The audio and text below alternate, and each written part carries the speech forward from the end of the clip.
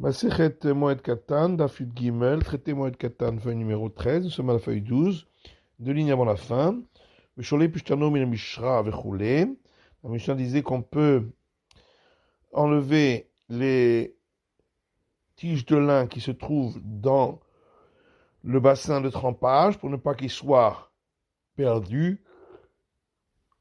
Bah, il dit Rabbi Yirmiyah, mais Rabbi Zera. Rabbi Yirmiyah a posé une question à Rabbi Zera. Qui vient de leur tomber Moed ou Met. Si il a eu l'intention de faire attendre, de faire ce travail pendant la demi-fête, parce que ces jours-là, on ne travaille pas. Et donc, la Mishnah avait dit que dans ce cas-là, il faut détruire ce qui a été fait, même si c'était pour une raison de perte. Et puis, il est mort.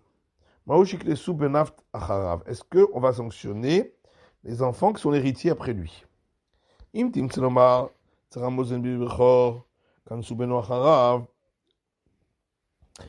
on dit que dans le cas où un prêtre a fait une entaille dans l'oreille d'un animal premier-né pour pouvoir le manger, ne pas avoir besoin de sacrifier, on a sanctionné également son fils de ne pas pouvoir en profiter. Parce que là-bas, il a enfreint un interdit de la Torah. Alors qu'ici, c'est qu'un interdit des sages. Et même si tu veux dire, celui qui a vendu son esclave à des idolâtres, ou met, il est mort, on a sanctionné son fils après lui, qui devra le libérer et ne pourra pas le garder ensuite.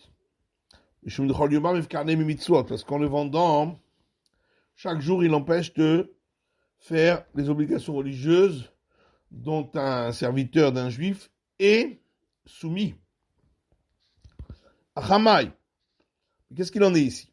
Gavra Kanis Rabanan va allaiter. Est-ce que c'est l'homme qui a fait le travail pendant la demi-fête que les sages ont sanctionné et il n'est plus là? Odilma Mamona Kanis Rabanan, on va dire c'est l'objet du travail que les sages, sur lequel les sages ont mis cette sanction. Vaïté, il est là encore. Amar le Tanitoura, il a répondu, on le voit dans un enseignement des maîtres du temps de la Mishnah. Un champ dont on a enlevé les épines qui y ont poussé pendant la 7e année, on pourra l'ensemencer à la sortie de la 7e année. On dit daïra. Mais si il a été fertilisé, ou bien les animaux ont été mis sur le champ pour qu'il y ait des excréments pour la fertilisation de ce champ, l'autre isara le motsei shvi. Dans ce cas-là, c'est un travail directement sur la terre de ce champ, et donc on a sanctionné qu'il ne pourra pas être ensemencé à la sortie de la 7e année. Bama Rabbi Yosef bar Hanina, et là-dessus Rabbi Yosef bar Hanina dit, Naktinan, nous avons pour règle, et Tiva Oumet, si il a fertilisé le champ et ensuite il est mort, Beno Zora, le fils aura le droit de l'ensemencer après la 7e année. Alma l'idée Kansura Banan, libéré le Kansura Banan. Donc c'est lui-même que les sages ont sanctionné, mais son fils, les sages ne l'ont pas sanctionné. Hanami l'idée Kansura Banan, libéré le Kansura Banan. Ici aussi, c'est seulement lui-même que les sages ont sanctionné, mais son fils, ils ne l'ont pas sanctionné. Amarabaye Laktinan, Abaye dit nous avons pour règle, Timet Arotav ou Met.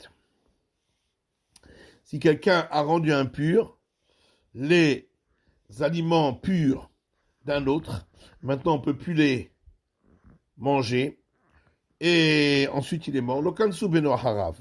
On n'a pas sanctionné son fils qui est l'héritier Maïtama. Pourquoi? Hezek shelonikar loshme hezek. C'est parce qu'un dommage qui n'est pas visible n'est pas considéré comme un dommage. Les dîners kansura banan. Donc la sanction que les sages ont fait, c'est seulement pour lui. Libérer le kansura banan, mais à son fils, ils n'ont pas fait de sanction. מתניתין משתה, אין לוקחין בתים, עבדים ובהמה, אלא לצורך המועד או לצורך המוכר שאינו מה יאכל. On n'a pas le droit d'acheter des maisons, des serviteurs ou des animaux pendant la demi-fête, sauf si on en a besoin pour la période de fête. Ou si on a besoin pour que le vendeur puisse gagner de l'argent parce qu'il n'a pas suffisamment pour manger pendant pour les nécessités de la fête. Gemara, Baramine Rava Merav Nachman. Rava demandait à Rav Nachman, Sra Peula, Shenlo Mayochal Maru. Est-ce qu'on peut se faire embaucher pour un travail interdit pendant la demi-fête, pour recevoir un salaire, lorsque on n'a pas suffisamment à manger pour les nécessités de la fête? Est-ce que c'est permis, même dans ce cas-là, où on fait un véritable travail, ou c'est permis que dans le cas de la Mishnah, où c'est seulement du commerce? Alors il a dit, ben voilà, c'est dans notre Mishnah, c'est marqué ou si c'est pour le vendeur, car il n'a pas suffisamment pour manger pour les nécessités de la fête. La touillemaille. Pourquoi on rajoute la fin de la phrase? C'est pour rajouter quoi? Là, la touille sera peroula, n'est-ce pas, pour rajouter le salaire de quelqu'un qui va se faire embaucher à cause de cela. Amarlelo, Pérouche et Kamefar. Il dit non, la fin de la phrase, c'est pour l'explication du début de la phrase. Et tu veux, objection, Abaye de Abaye. En kotim shtaïchob et moed. On n'a pas le droit, dit un enseignement du temps des maîtres de la Mishnah. On n'a pas le droit d'écrire des contrats de dette pendant la demi-fête. Veimeno mamino. Et si celui qui prête l'argent n'a pas confiance dans l'emprunteur, Osheno mayochal, ou si il n'a pas de quoi manger suffisamment pour la fête, toi il pourra écrire. Osheno mayochal a tuyema. Qu'est-ce que ça veut dire? Il n'a pas de quoi manger. Qu'est-ce que ça vient inclure? Là, la tuer sera peroula. N'est-ce pas? C'est pour le scribe, pour pouvoir recevoir un salaire pour le travail, parce qu'il n'a pas suffisamment mangé pour la fête. Donc on voit d'ici une preuve. C'est permis. Motiv Rav Shechet. Rav Shechet objecte. C'est écrit dans un enseignement du temps des maîtres de la Mishnah. Les sages disent qu'il y a 3 corps de métier qui peuvent travailler veille de Pâques jusqu'à la moitié de la journée. Hayatin, les couturiers, va saparine et les coiffeurs, va kofsin et ceux qui lavent les vêtements. Hayatin, les couturiers, pourquoi on leur permet? Chez Kanediot offert kedarko becholo shel moed.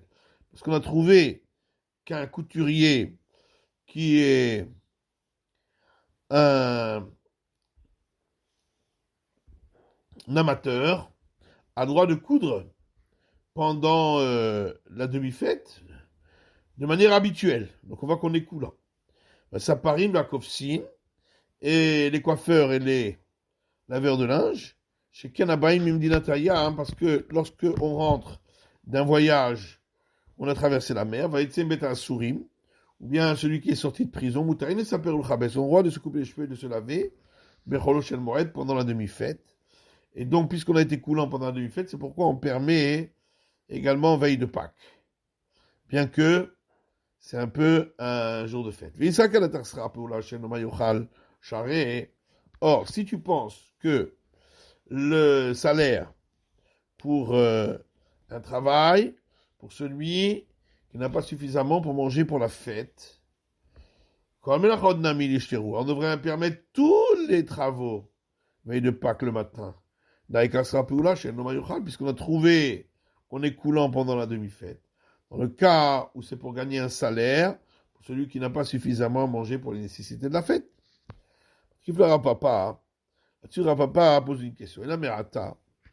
Si tu dis que tous les cas où on est coulant pendant la demi-fête, on sera coulant veille de Pâques. Et on permettra veille de Pâques entièrement.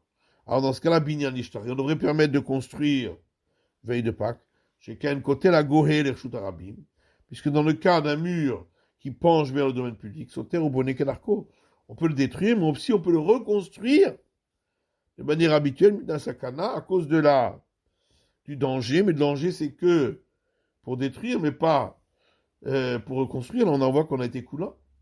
Kifla Ravina. Et Ravina lui pose une autre question. Et là, Atalavla, dans ce cas-là, un scribe, l'Ishtare, pourrait écrire veille de Pâques le matin, chez quel continue Kiddushin Nashin, Gitin Veshovarim, puisque les jours de demi-fête, on a le droit d'écrire un acte de mariage, un acte de divorce et un reçu.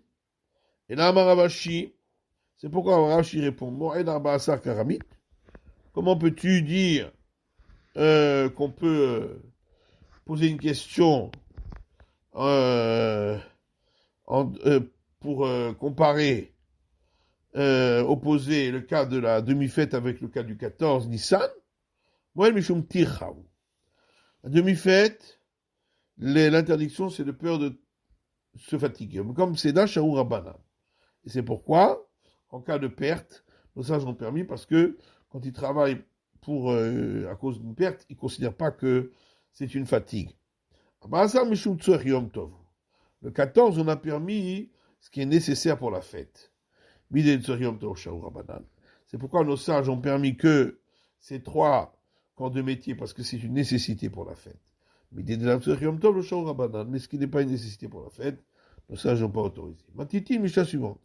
On ne peut pas déménager des objets d'une maison à l'autre pendant la demi-fête. Mais on peut déménager, les débarrasser dans sa cour. On ne peut pas apporter des éléments qui ont été donnés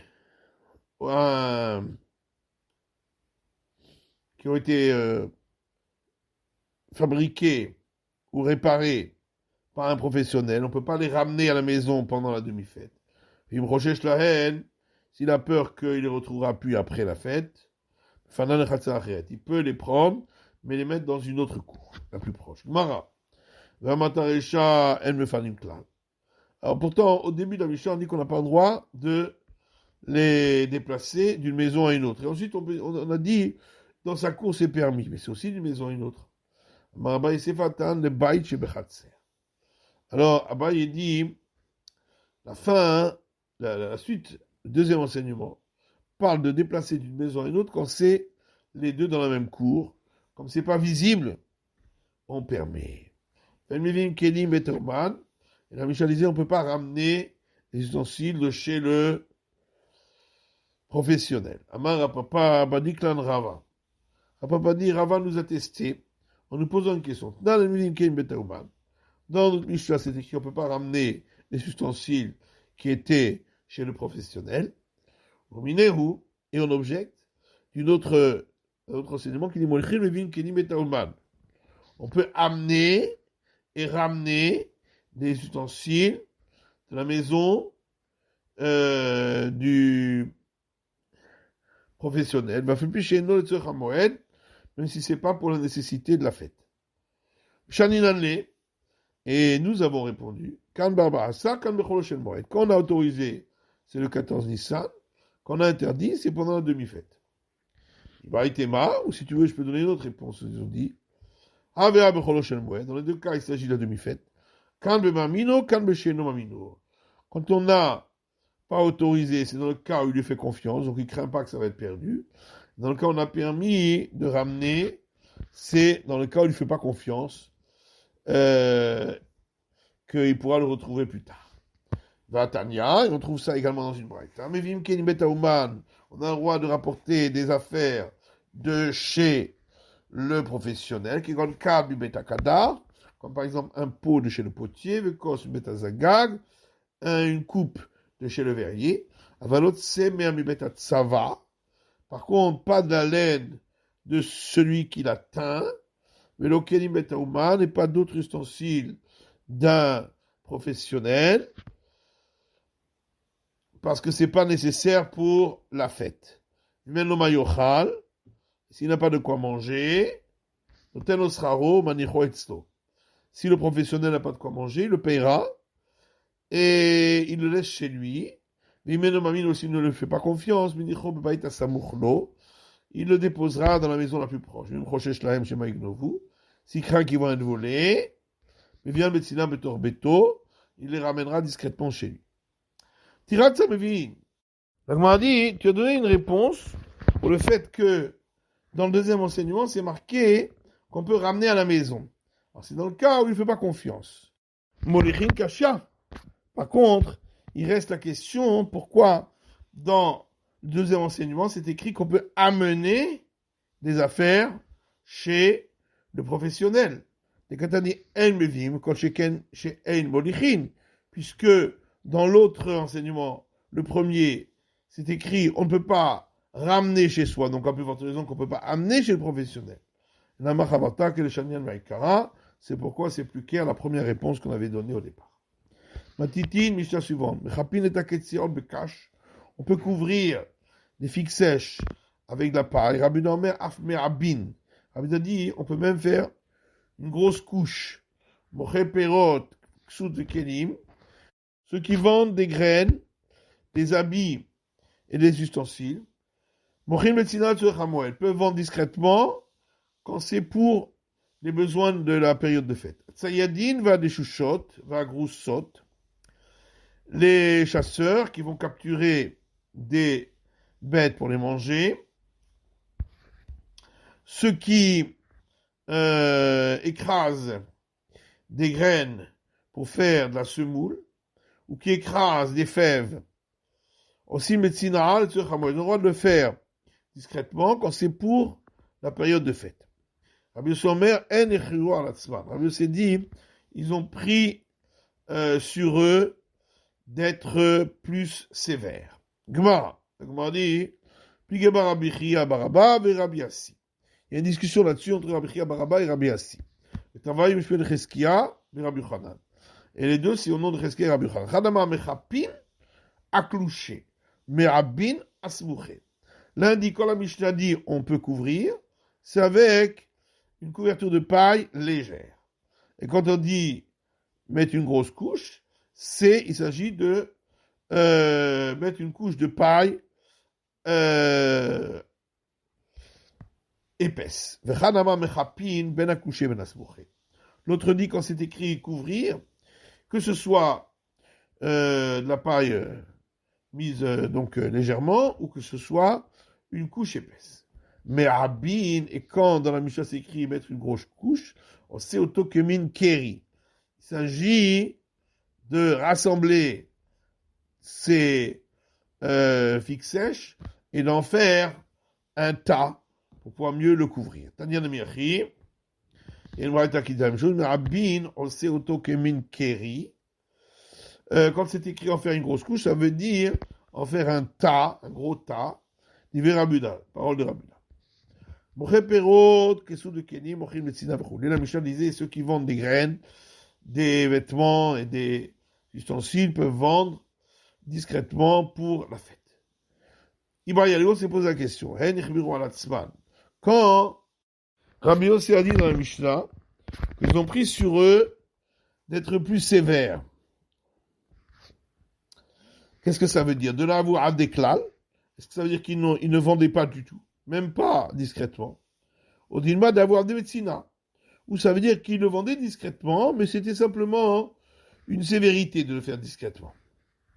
Mais peut-être que d'après lui, selon la règle théorique, il n'y a pas d'interdiction. Tashma, viens écoute. Il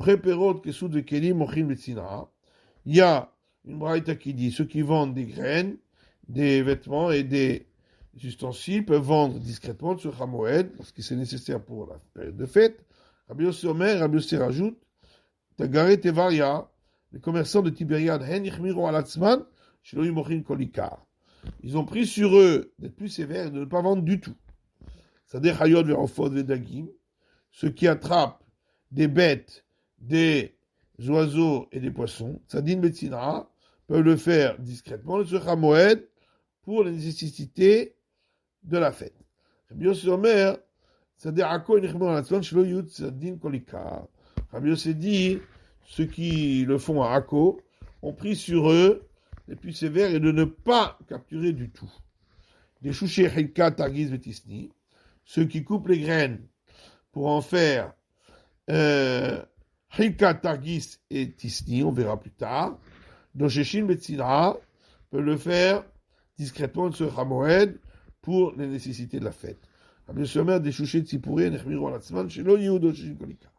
Rabbi Yomer dit ceux qui les coupent de ces graines à Tsipori ont pris sur eux d'être plus sévères et de ne pas le faire du tout pendant la demi-fête. Abaye explique. Chinka, Radal et Tarté. Chinka, ça veut dire couper la graine en deux. Targis, Radal et Tlat. Targis, c'est la couper en trois. Tisne, Radal et Abba, c'est la couper en quatre. Ravdim Yama, Ravdim lui dit Kunta. Le mot Chinka veut dire, pas couper en deux, mais une graine d'épeautre. Pourtant, alors on a posé une question, pourtant il y a une braïta qui dit ce Chilka Targis et Tisné recevoir l'impureté partout. Donc on comprend bien d'après celui qui dit que ça veut dire la graine coupée en deux, en trois, en quatre. C'est pour ça que sont impurs partout, des kashour. Parce que pour les couper, il a fallu les mouiller, et ainsi ils sont devenus aptes à recevoir l'impureté. Et là, le mandamar kunta, d'après celui qui dit qu'il s'agit de graines d'épeautre, pourquoi ils sont aptes à recevoir l'impureté partout? Haloïd kashur, voilà qu'ils n'ont pas été rendus aptes en étant mouillés, puisqu'on ne les a pas mouillés. Alors, l'agma dit que comme des mikalfa, on parle qu'on a enlevé la première pellicule, et donc pour cela, il faut les mouiller. Des ilaves de charalou memaya, l'avait mis kalfa. Si on ne les mouille pas, on ne peut pas enlever cette pellicule. Vraiment, karele chilka. Pourquoi on appelle ça chilka? Le chakal halkayu. Parce que, en enlevant cette pellicule, on les a rendus plus lisses. Du mot halak, qui veut dire lisse. Mitivé, on objecte. C'est une moïta qui dit, celui qui fait un vœu de ne pas profiter de céréales n'a pas le droit même d'une fève égyptienne. Il y a vèche sèche. Moutabelach, mais il a le droit, celle qui est humide. Moutabel orez, il aura droit au riz, bechilka betargiz betisté, ainsi que aux graines coupées comme chilka, targiz et tisté. Alors, d'après celui qui dit qu'il s'agit de graines coupées en deux, en trois, en quatre, on comprend bien. Dagan, comme ils ont été coupés en morceaux, c'est plus considéré comme des graines de céréales appelées dagan, qui se trouvent dans la meule. Et l'allemand de Makunta, dagan maliaou, et d'après celui qui dit qu'il s'agit d'une graine de poudre, donc c'est vraiment la céréale qui est dans la meule. Kashia, une bonne question. Ravuna shara leula hanu kariru paita, mizal izbu nekiu chayu beshuka. Ravuna a autorisé les vendeurs d'épices d'aller les vendre de manière habituelle au marché. Rav Kana lui a objecté. Voilà une braïta dit Chanout petucha listeyo poter venoel kedarko. Un magasin qui est ouvert sur une colonnade, donc pas directement sur le domaine public, peut ouvrir et ensuite fermer de manière habituelle. Mais si le magasin est ouvert directement sur le domaine public, l'endroit de passage, poter achad venoel achad.